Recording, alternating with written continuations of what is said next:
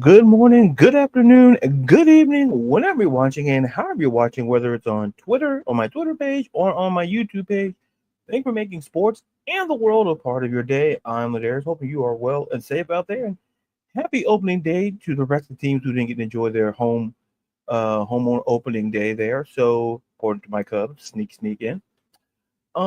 So a lot of things to get to. Like I said, I don't want to keep you too long. I know we're busy people and things like that. So a couple of things we're going to talk about. We're going to talk about at Brown's big picture. We're going to talk about the tush push. Share my thoughts on that. We're going to talk about softball league. I want to talk about.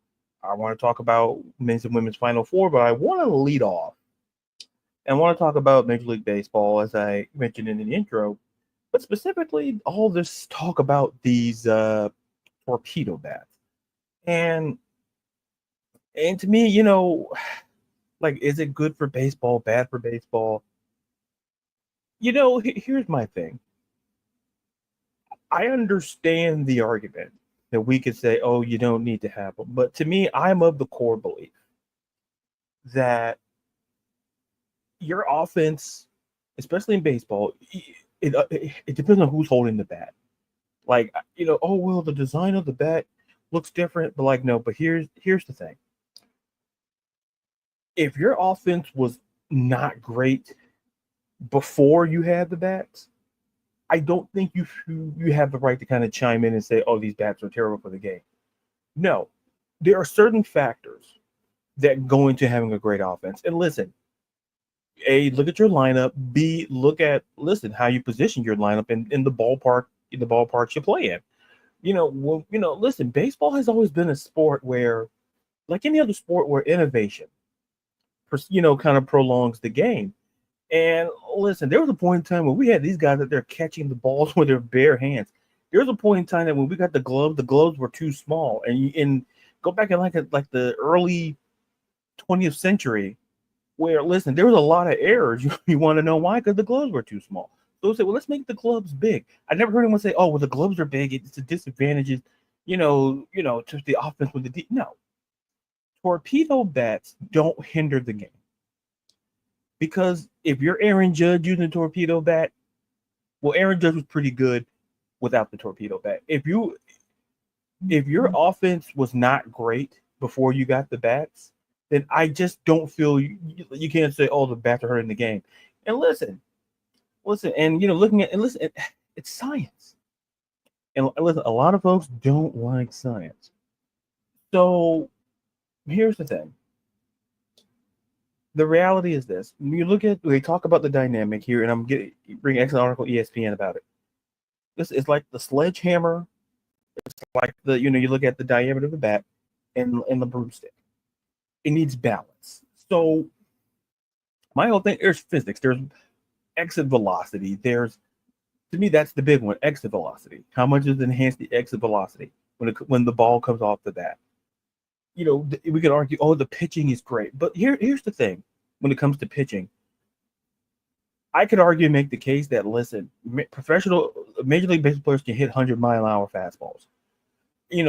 Changeups is the core of the issue, and it takes me back to one of my favorite sports movies, Major League. And if you know the character Pedro Serrano, played by the great Dennis Haysbert. Now, when he gets in the batter's box and during BP, throwing him like just fastballs, boom, boom, boom. Then the coach says, "Hey, give him some of the off speed stuff." Struggle. Here's the thing: when you mix in torpedo bats with fastballs and given the velocity, yeah, it's going to be. It's not that is it advantageous to batters, sure, but I also contend is that if they were already a great hitter before these torpedo bats, I'm the one. I don't see the argument. I don't see the point where you make a case and go, oh man, these bats are terrible for the game. And baseball is that one sport. It's always about. I'm not going to say constrained in rules, but it just kind of feels like when we have the conversation about baseball, it's like at the it's about changing with the game. Now, If these torpedo bats, if I felt that, just because you saw the Yankees hit a bajillion home runs their first couple of games of the season, like, oh man, everyone want. Listen, the demand is up for them, supply and demand. Hey, look at all these guys. But here's the thing: when I saw the guys that using, they had pretty good pop in their bat. And listen, does the bat help you? Sure, I'm not hindering the bat, but if you're, to me, it goes down to the person. Do they know how to use it? That's what they think in life. People say, "Oh, well, cell phones are terrible." Do you know how to use it? Because if you don't know how to use it, you're going to think it's terrible. You're going to think it's this, Dustin So and Mary Had a Little Lamb. But when it comes to the core of torpedo bats, it's great for the game. I don't have a problem with it. I don't know why everybody gets upset about offense. Like, baseball, listen, it's not a problem. And let me know in the comments if you think, your thoughts on the torpedo bats as well. And listen, drop it in comment whether you're on YouTube or on my Twitter X page on that. That's my little mini opening beef on it. I won't get into the games just yet. Listen, early on, as episodes prolong, I'll get into the thoughts of the season because, listen, I don't want to. Some teams are doing really good and some teams are not doing great at all. I don't need to tell you who those teams are. You guys are a smart audience. You know who those teams are. Now, shifting gears, what I really want to talk was going to partake of a core to show the men's and women's Final Four. And so we got the women's Final Four starting tonight. Actually, when we see South Carolina versus Texas, two number one seeds out of their respective regions, they're going to face off, and then in the second game of the doubleheader, it's going to be UCLA versus UConn. So a couple of good games there. So I want to talk. Let's talk about the women's game first. We'll shift gears. We'll talk about the men's games first because the women's thing, I have plenty of more thoughts there. Listen, Gators playing Auburn. Listen, all number one seeds, and there's listen. When you look at the four teams here, it's not that surprising. When you see two SEC teams, you see Duke, and you see Houston. They understand Houston's been there. All these teams deserve to be there, deserve to be here in that moment in San Antonio. But when I look at Florida and I look at Auburn, you got two of the better players in the nation. You got Walter Clayton Jr. versus Jahani Burr. And these tournaments, March Madness, even though in April, they're built on players. And they're built, yes, it's a team sport, but it's built on individual players. And these two have contributed a lot to their teams to get to this point. And so if you ask me, listen, the question about this matchup is, can Todd Golden, this young coach, I think he's 38, can he lead this team to a national championship? And we saw Florida had another young coach named Billy Donovan. Young coach can lead a team multiple Final Fours. And listen, I lean Florida because Florida can blow you out. Florida can win in close games. And listen, they hit the free throws. And when people make these brackets, they don't focus on the little intricacy things like making free throws. Certain teams, great teams, struggle. I remember the Memphis team, the John Calipari coach Memphis team, and when they had, I think Derrick Rose, I can't remember, but they weren't great at they missed key free throws, and it cost them. It cost them the one game. So it costs you games if you're a great team. Can you hit your free throws? And that matchup, I'm looking for those two guys just to go at it over the weekend to see who comes out on top there. And as for Houston and Duke, the penultimate question is, and it ties me into what I talked about beginning of the season, the beginning of this tournament, is where, when we talk about offensive and defensive efficiency, like how great are you on both sides of the ball? What intrigues me about this matchup, Houston, they're entering the tournament, they were first in defensive efficiency. Duke was third, but Duke, however, is first in offensive efficiency. And Houston, they're 22nd. So this could be a defensive game, but Duke has the capability, and we've seen it. It's not just about Cooper Flag. John Shire's squad, it's a real collaborative effort with this team. And the question is, who's going to slow down Duke?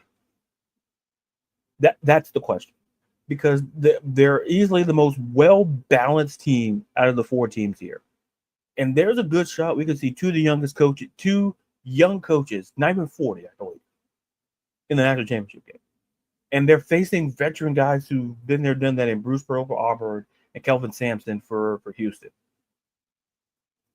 It goes to show you that, listen, we're seeing college, we're seeing the coaching dynamic. We're seeing the future of college basketball here in terms of the coaching here in this Final Four. It's, if you look at both matches that way, we're looking at, the current, the present, and then you're looking at the future as well. And listen, if you ask me today, give me Florida, give me Duke, and it's something about both those coaches. Because listen, John Shire tells the story. John Shire could have been coaching at DePaul. Okay, he could have been coaching at DePaul, and it's one of those things where, listen, Coach K retires, John Shire's right there, and then people say, oh, it's about the Duke. No, here's the thing, and this is where I get into the contention, and I'm gonna jump to the question I see in the chat. Is where, anybody can win at Duke. Well, no, because look at North Carolina. And I'm not disrespecting Hubert Davis, but that's a tough job. Not every coach can walk into a blue blood basketball situation. Like Indiana post Bobby Knight. Go look at that. And that's all you need to know. And I want to answer the question in the chat before I dive into the women's Final Four here. And it is from my buddy. It's Sports PSP. How are you, buddy? He said, thoughts on Prime staying at Colorado. First of all, he signed, re-signed with a 5-year, $54 million extension. And by the way, check out Sports PSP. Check out his stuff on YouTube. Check him out on social media as well. My thoughts are simply this. I think Deion, listen, Deion earns it. He earned it. And I think Deion's the type of coach where we see college coaches try to go to the NFL. I think Deion wants to stay in college and help develop. He wants to help develop talent for the NFL. Because Deion, and this is the thing we got to understand. Deion's played in this league. He's played in the NFL. He understands how there's a shelf life. And he sees how coaches are, listen. He's like, he was going to leave Colorado for why? I could argue there's more incentive for college coaches to stay in college than to go to the NFL, because the landscape of college sports in general has changed. You're seeing great college coaches going to other colleges, simply because the NFL is, I'm not saying it's not appealing from a head coach perspective, but understand is that, hey, I'm going to say you have more control, but the money, it's the money. It's why when Nick Saban left, Nick Saban went to Miami, he went to the Dolphins. And listen, when the Alabama job opened up, he got on the first flight to Tuscaloosa, and the rest is history. So when I look at a guy like Deion Sanders, Deion does not strike me as a guy, and I could be wrong, I don't see him leaving the University of Colorado, because I don't see the incentive for him to leave. I don't see a reason for him to go, I'm going to, head off and go, because his son Shador is going to he's going to play. Where he goes, that's a discussion for when we get closer to the draft. I'll share my thoughts on that. Travis Hunter feels like a lock as a top 5, potentially top 3 pick. Deion's developing talent. Deion is not developing, he's developing young men. Because to him, it's about winning, sure. But it's also about, growing development on the field and off the field. And Deion was the very same way. Oh, I lost my earpiece. Thank God, if you're listening to this, you didn't see the earpiece fall off, so you didn't see anything. But he's about developing young men. And him staying at Colorado is going to be fine under Deion. So those are my thoughts. Thank you to Sports PSP. And listen, if you have any questions for me, drop them in the chat as well. More than happy to answer it as well. Now, shifting gears, let's talk about what I want. Excuse me, if I can talk, that'd be great.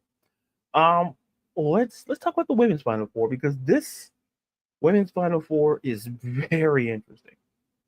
Now, and that's going to happen tonight. Like I said, the first game is going to be it's going to be South Carolina versus Texas.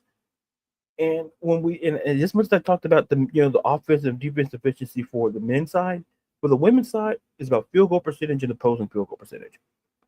And of the teams left, here's the thing. Here's the thing. Three of the four teams are in the top 25.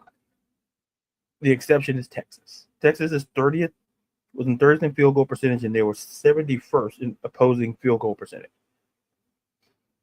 But South Carolina, to me, and I talked about it in the previous video. If you check me out on my TikTok, Larry_Brown, I post on all of my social medias as well. You know, it could be a situation where we got to think about it. Like South Carolina has lost to the other three teams the last couple of years. So no one's, they listen, as much as they respect Dawn Staley's squad, they're not it's competition at the end of the day. And for me, it's essentially it's Chloe Kitts, Malaysia Fawali. And when we look at for South Carolina, and you look at this, you got Romy Harmon and Madison Booker. So it's going to be a true matchup of the backcourt and the front court here. And people think, oh, it's a lock for South Carolina. I don't know, because listen, Texas is the anomaly here. Texas is the Auburn here for the men's side. Like for Auburn didn't fit the category, the offense and defense, but they're still there. So it's a testament to the job that Vic Schaefer for Texas is coaching just as much as for Bruce Pearl for Auburn. Coaching in college, I've always had this belief that coaching matters a little bit more. Not saying that, in professional it doesn't matter, but it matters. It absolutely matters. Because when you look at these Final Four teams, we talked about it's Dawn Staley versus Vic Schaefer. And we'll talk about the other matter, which is super intriguing because it's veteran coaches, two coaches, one coach, multiple national championships versus a coach looking to get one with their specific program. The key to this match with South Carolina is, like I mentioned, Romy Harmon, Madison Booker versus Chloe Kitts, Joyce Edwards. South Carolina's a very good bench. If it gets down to the bench, South Carolina, I feel, has a slight advantage there. I don't think they don't have to worry in that department. But when we get to these games, Texas is going to hang around. Texas beat a very good TCU team to get to this point. They with Haley Van Lee and Sedona Press. So they beat a pair of a great front court and backcourt players. So it's not unprecedented in that regard. Now, full discretion, I am a UConn fan. I'll explain to you how I got there, how I became a UConn fan later. After I give the explanation. UCLA versus UConn in the second game of the Final Four doubleheader. And I was talking to, I work at Beyond Women's Sports, and amazing, Penny and everyone who works there is absolutely amazing. And she brought up a question about UConn, which, UConn should be worried because like Lauren Betts and Penny made a good point. It's like, listen, LSU kind of contained her by boxing her out. The question is for UConn, who's going to be tasked with boxing out Lauren Betts, who is the Naismith Defensive Player of the Year? That's going to be the question. Will it be Sarah Strong? Will it be Jenna L. Alfie? Will it be, who's going to be tasked with doing that? Because that's going to be the key matchup is, can you box out Lauren Betts? She's very good. Listen, one of the best rebounders in the country, one of the better scorers in the country. But listen, UConn is no slouch here. Listen, Paige Becker's the Wade Trophy winner. You got Sarah Strong, Freshman of the Year winner. You got AZ Fudd. Like, listen, there's a triumvirate there at UConn. Just like for UCLA, no slouch there. It's not just about Lauren Betts. They also have Kiki Rice, Gabriella Jaquez. I know I mispronounced the last name. I apologize. So, and Chloe Coast, the head coach, Naismith Coach of the Year, versus Gino, on the Mount Rushmore of women's basketball when it comes to head coaching. This matchup is very intriguing because on one hand, for UConn, here's the thing. This is their 16th Final Four in 17 seasons. So the last time we couldn't picture, so basically, if you're my age, I'm 37. So the last time probably if UConn didn't make it, listen, in 17 years, there's 1 year he didn't make it. So do the math, 20 years ago. So if you're kind of like my age, you rewind the clock back 20 years, 17, you're looking at probably high school. The last time UConn probably didn't make, Final Fours to that capacity. But, or maybe a little bit college, high school situation. But it speaks to how good Gino Auriemma. That's why I say college coaching absolutely matters. When you look at the dynamics, yes, NIL is still there, it's going to exist. But go look at UConn before Gino. Go look at South Carolina before Don Staley. And Don Staley came in with here's the thing. Don Staley was coaching while she was still in the WNBA. So, and she comes and she turned around that South Carolina, I would say within like 5 seasons. Because in college, I believe in college. I believe, I'm a big believer 3 to 5 years to turn around a college program because you have other players. But now with the NIL and now the transfer portal, it could be augmented a little bit. But to me, I still give it a 3 to 5 window criterion to kind of build, put your stamp on the program and your direction and guidance. And for UCLA versus UConn, listen, I'm going to rock with UConn, but this is going to probably be one of the best jobs UConn. Listen, beating a team like UCLA, and listen, they beat a team without Juju Watkins, and Juju Watkins, she'll be finding back next season. But